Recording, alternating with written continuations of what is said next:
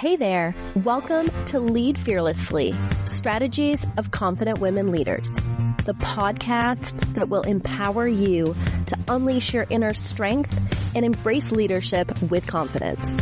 I'm your host, Katie Winchenbach, and I'm excited to have you join us as we dive into the experiences of extraordinary women who've shattered glass ceilings and redefined success on their own terms. Get ready to be motivated, challenged, and equipped with the tools and strategies to lead fearlessly in your own life and career. We are joined today by Kristen McMullen. Kristen is the Senior Director of Revenue Enablement and Learning and Development at GitHub. She also has done incredible work as a leadership consultant, a keynote speaker, and run some incredible women's workshops and retreats. Kristen, welcome. Thank you. It's so great to be here. So before we dive into some questions that are really focused on leadership and some of the lessons that you've learned, I'll have you briefly introduce yourself to our audience, kind of describe your journey to getting to where you are now. Yeah. I am originally from Cleveland, Ohio. Went to school in Georgia. And in school at Emory, I studied journalism, and I always thought that'd be the path that I'd pursue, is becoming a journalist. Through a couple series of events, I actually met a fabulous female leader that recruited me for a sales opportunity. Never saw myself in sales. However, that base salary in itself was very compelling. So I decided I would take a leap of faith at interview. I actually got rejected for that role, and the female leader who supported me through it was devastated as well. And that lit a fire in me of, wait, I actually think I can do sales. And so I got recruited by a company called Paycom. I was in enterprise sales and sales leadership there. And that began my career. And I'd encourage anyone, if you're thinking about sales, marketing, some of those fundamental career paths as you approach the job market, those are great ways to establish a foundation for yourself. Through that journey, I learned how to establish trust with new people, how to tell a story, how to show value. And so, long story short, was in sales leadership. Got to this point, though, where I knew I wanted to bring back in that love of journalism, that love of writing in some way. So I came across enablement, and that's where I've been the past 10 or so years. And for me, it's the best of all worlds. As an enablement, you're able to tell stories, help revenue teams succeed, be the glue to put pieces together, solve business problems, demonstrate value. And so in my career in enablement, I've always tried to be coachable, to be a learner, to continue to perfect my knowledge and skills. And so I've worked my way through different positions to become an enablement leader, and it's something that I'm really proud of. That's incredible. And I love that you've had this kind of winding journey to get to where you are. And as you've gone along that path, what are some of the most significant challenges that you face, and how did you overcome those? So for me, I think the most significant challenges I faced, there's three that come to mind. And of course, in this journey, I made a lot of mistakes. I've learned a lot of things, but there's really three things that have been the most challenging. The first is being a gender minority in the vast majority of positions that I've held. It's not uncommon that I'm the only woman in the room, that there are strong leaders at the helm that have a lot to share and say. And so it can be hard to get your point across, to find that seat at the table. And I'll talk a little bit more about that in a minute. But the one thing I'd say on that is you're in that room for a reason. You're not alone in being the gender minority in your role if you are. Don't let that deter you. The best thing that I have done for myself in being a gender minority at times in the audiences that I support is find a network, build a community for yourself.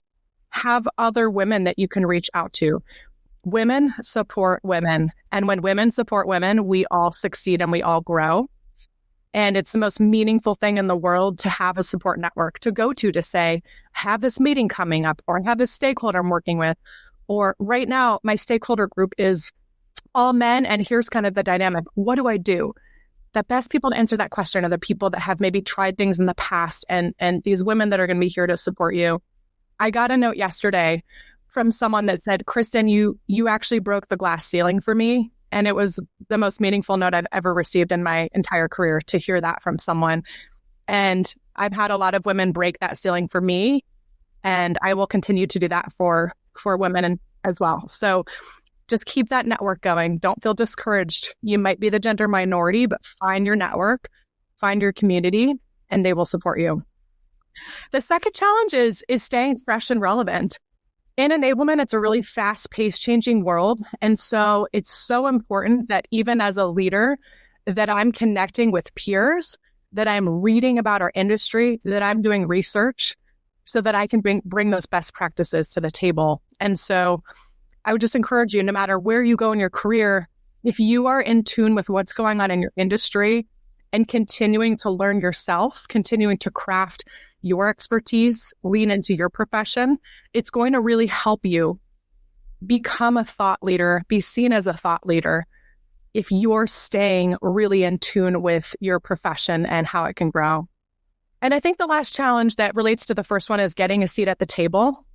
And there's been so many times where I've been in meetings and you have an idea, you want to say something, and you're trying to think about, how do I position this? How do I say this in a successful way?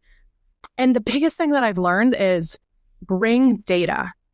When you're in an important meeting and you have a point to make, do you have any data to support it? Because otherwise what you're saying is just an opinion. But if you have insights, if you have data to support your ideas or what you're going to say, it really elevates the way you're seen, and it helps you get a seat at the table, and it helps you keep a seat at the table, because then you're seen as an insights partner. So for me, those are three challenges and some of the ways I've chosen to address them. But even someone in my position, there's certainly challenges on an ongoing basis. And like I mentioned earlier, that support network that I have is a critical way that I fill my own cup and continue to grow and feel supported myself. And there's so much there to unpack. I think those are really three challenges that a lot of women face, especially when we're talking about being a gender minority. How, when you were in that position, did you project confidence? Did you build your confidence up and kind of battle that imposter syndrome that so many women in that area run into? Yeah, it's never been easy. I think the three things that I've done to help, the first is I have tried to be the most prepared person in the room. So when I go into a meeting, I have my data, I have my insights, I have my perspective. And the thing that I'm bringing to the meeting is I am very prepared, and I'm bringing a point of view to the meeting on how my team can help, how I can help. I think it's very easy in the workplace. There's so many things flying at us, but if we can be prepared and have a point of view as women, that is going to make us more confident in speaking up and sharing the meaningful thing that we really do have to say. I think the second piece is I've actually forced myself to speak up. So in every single meeting, I do try to make a point. In most meetings, I try to make a point of saying something of meaning. Now, I'm not going to say something just to say it, but there's meetings where I'm like, gosh, can I get a word in, or should I really speak up? You do. I want you all to challenge yourself. Like, you have something meaningful to say, even if it's one thing that you bring to the table, challenge yourself to just do it. And then the last one is, I'll be honest, practice makes perfect, and it is fake it till you make it. You're not alone in feeling imposter syndrome, in having doubts. That is very normal, very, very normal human emotions, regardless of gender. Practice, challenge yourself to say something. You could even role play a meeting with a peer, but it is an element of fake it till you make it. And just, giving yourself a pep talk before a scenario you're going into, reading an affirmation that you wrote about yourself, listening to a song that pumps you up, doing the power pose, whatever works for you. What works best for me is sometimes I'll just have like 3 points I want to make, or again, that point of view. And for me, being prepared and sometimes even practicing what I'm going to say really helps me be more successful in meetings, as a specific example. And that's so great. I think a lot of times we feel like we have to go in feeling confident.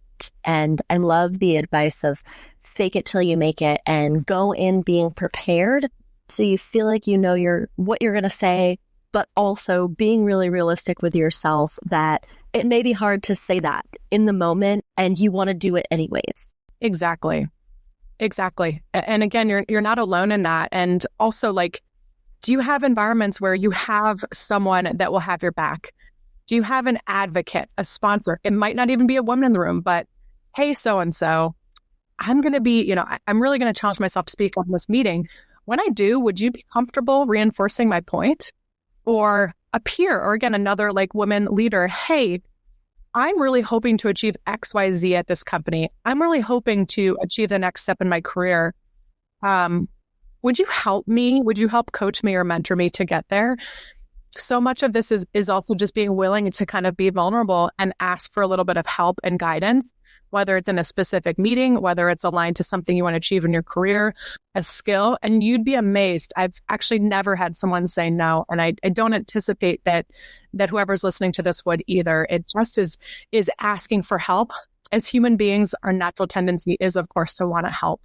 And there's nothing more meaningful than to mentor someone or to help someone achieve more in their journey. So don't be afraid to look around at the people you know or the people you don't know, but you admire, and just set up a chat with them, get their perspective, get their advice, share what's on your mind. And you'd be amazed at how incredible that can set an interconnected web of networks and people that you'll meet that are very open to helping you.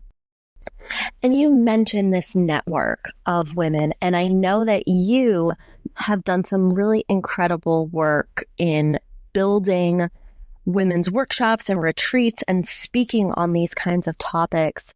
Tell me a little bit about what inspired you to want to create those spaces where women can come together.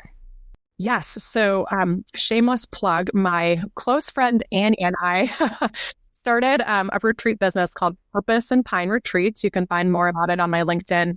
And we did it out of genuine, authentic passion around women supporting women.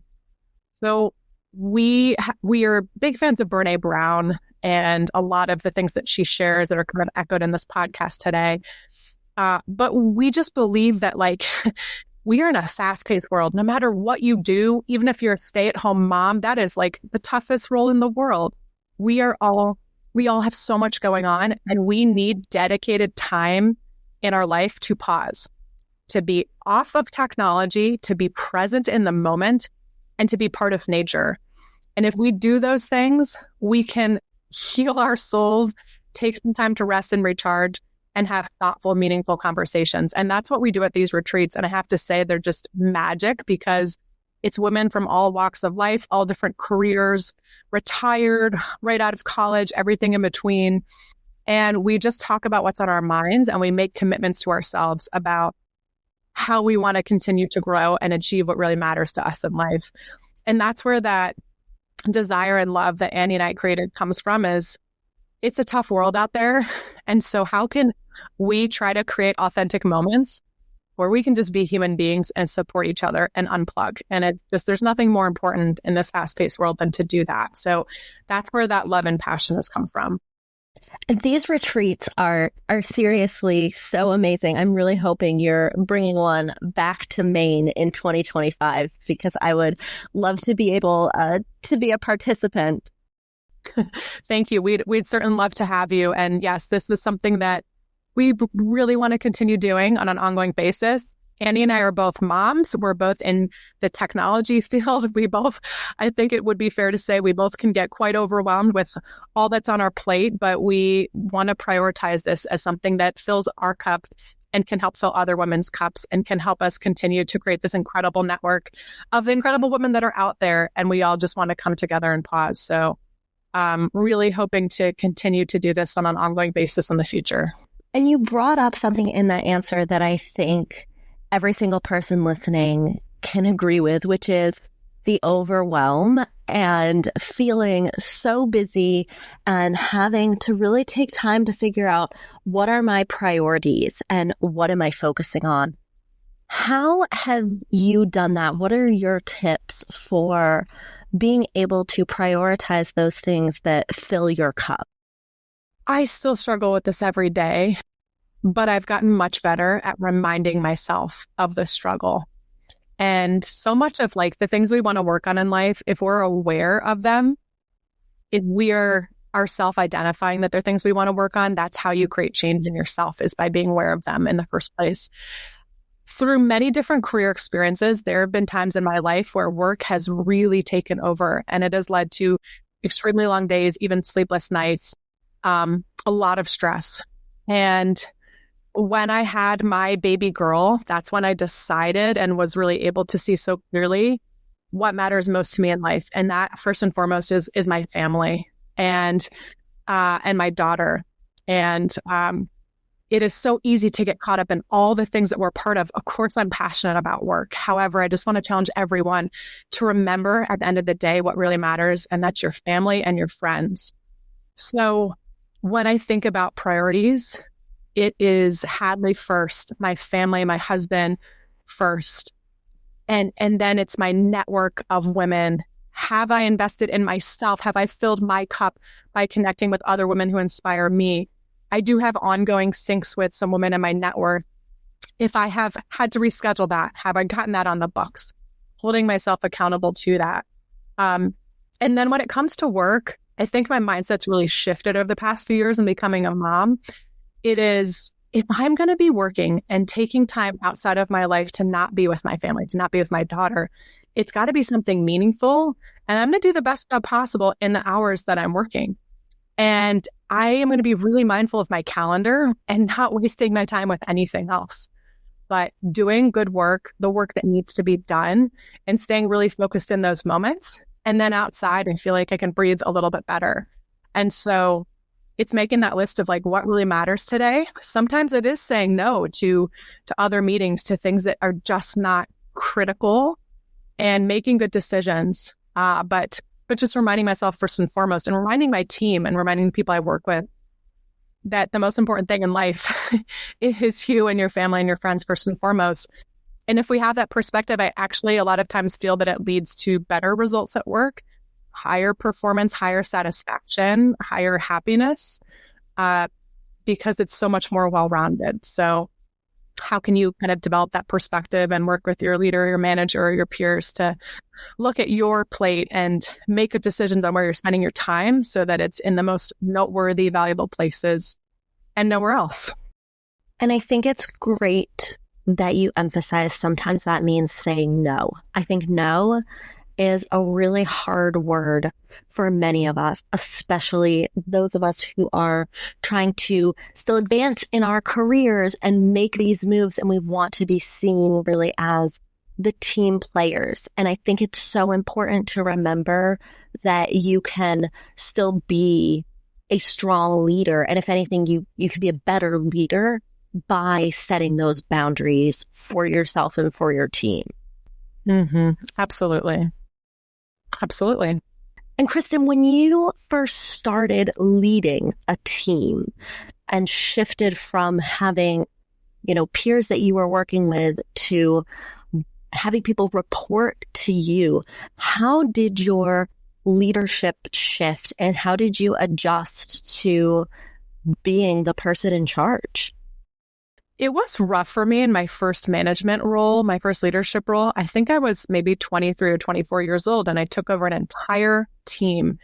And at the time, I had a lot of success with the new college hires, some of the kind of new to the professional work environment, and I didn't have a lot of success with the seasoned folks.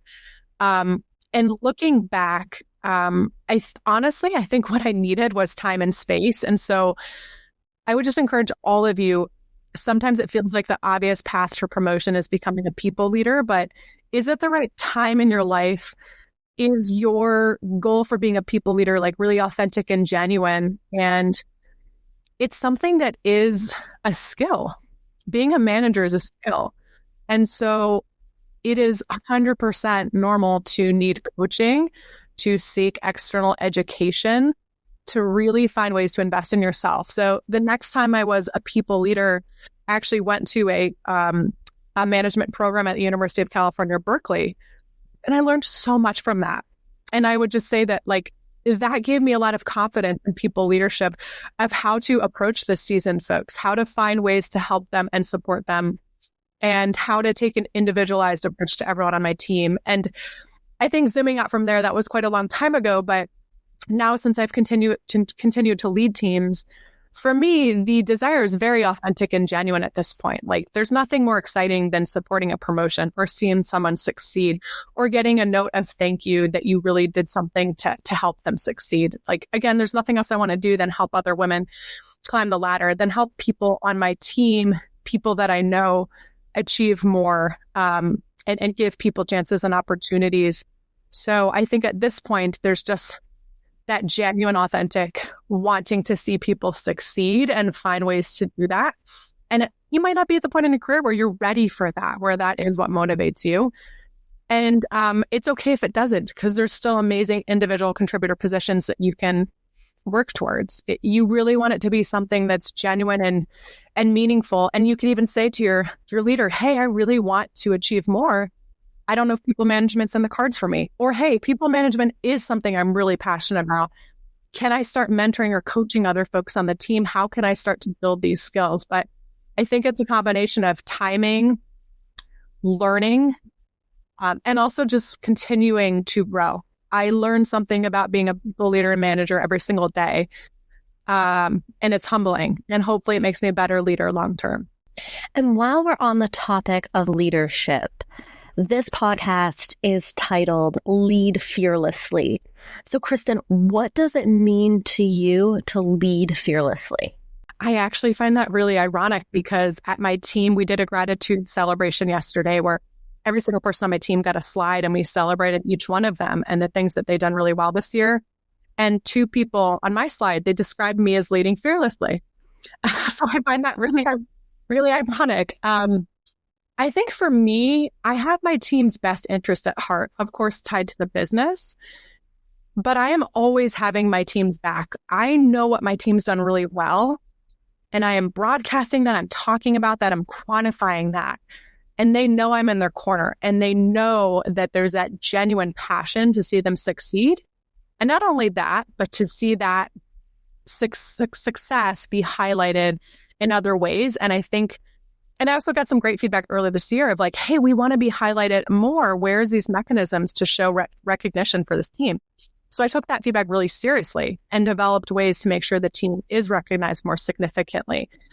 So I think for me, it's like, be authentic in your passions, be authentic in supporting your team, make it known your team's impact, talk about it, share it, show it, develop ways to showcase it. And don't be afraid to make mistakes, like putting yourself out there, putting your team in positions that are new for them or make them uncomfortable. That's how we grow. But giving people chances to do things that are going to stretch them, giving myself chances to do things that are going to stretch myself, and not being afraid to fail, not being afraid to flop a meeting, as long as we learn from it, that's how we start to lead fearlessly and help our people lead fearlessly in their roles. And to close us out, my absolute favorite question to ask everyone. If you could give one piece of advice to your younger self when you were starting your leadership journey, what would that piece of advice be? I think it would be more patient, be more kind to yourself, and never give up. You will face adversity in many different ways in your career for many different reasons. Continue to persevere, know that you're not alone in that journey. Be kind to yourself. It's okay to make mistakes. And remember that leaning on that network is going to be the most supportive thing you can do to grow, to heal, to learn, to thrive, to persevere. Thank you so much, Kristen. This was such an incredible conversation, and I greatly appreciate you joining us. You bet, Katie. It's my pleasure. Thank you for having me. If you want to connect with Kristen, you can find a link to her LinkedIn profile in the show notes, or check out purposeandpineretreats.com to learn more about her incredible women's retreats. Thanks for tuning in to Lead Fearlessly, Strategies of Confident Women Leaders. If you've been inspired by today's episode, don't keep it to yourself.